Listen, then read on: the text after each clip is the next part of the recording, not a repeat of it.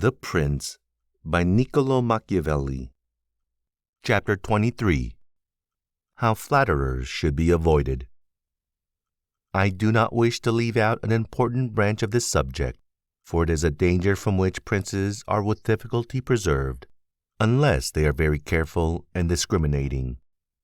It is that of flatterers, of whom courts are full, because men are so self-complacent in their own affairs, and in a way so deceived in them, that they are preserved with difficulties from this pest, and if they wish to defend themselves, they run the danger of falling into contempt, because there is no other way of guarding oneself from flatterers except letting men understand that to tell you the truth does not offend you.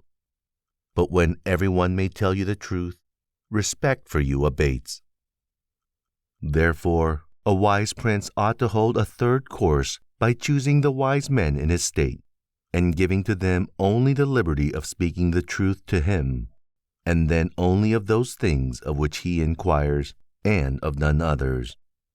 But he ought to question them upon everything, and listen to their opinions, and afterwards form his own conclusions. With these counselors, separately and collectively, he ought to carry himself in such a way that each of them should know that, the more freely he shall speak, the more he shall be preferred. Outside of these, he should listen to no one, pursue the thing resolved on, and be steadfast in his resolutions.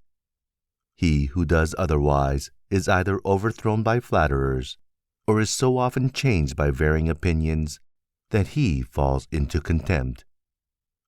I wish on the subject to adduce a modern example.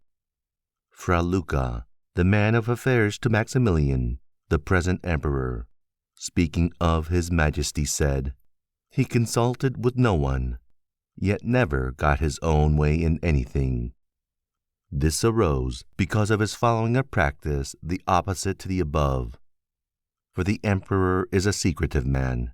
He does not communicate his designs to anyone, nor does he receive opinions on them.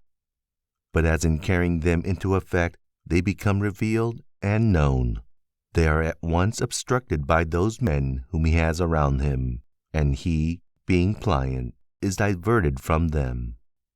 Hence it follows that those things he does one day, he undoes the next, and no one ever understands what he wishes or intends to do, and no one can rely on his resolutions.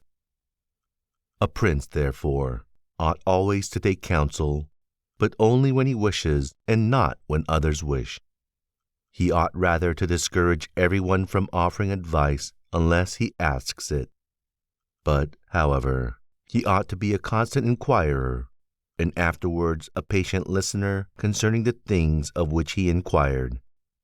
Also, on learning that anyone, on any consideration, has not told him the truth, he should let his anger be felt.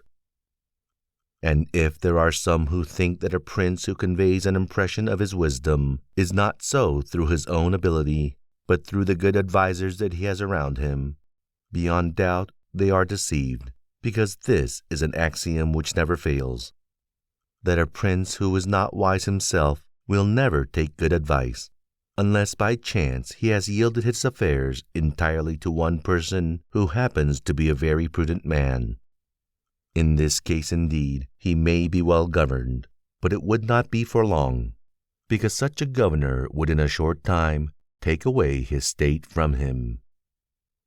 But if a prince who is not inexperienced should take counsel from more than one, he will never get united counsels, nor will he know how to unite them. Each of the counselors will think of his own interests, and the prince will not know how to control them or to see through them.